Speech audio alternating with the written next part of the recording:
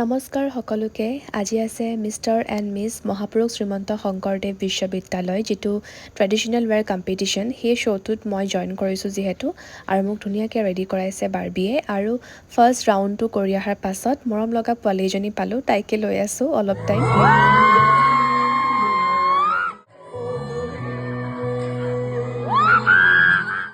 Miss traditional wear Srimanta Sankardev বিশ্ববিদ্যালয় কোন হ'ব পাৰে বাৰু? Exactly contestant number.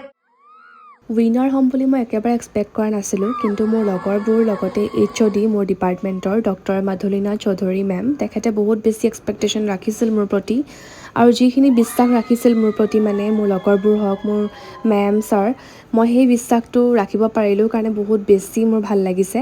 Thanks to all of you, special thanks to department of English. Love you all.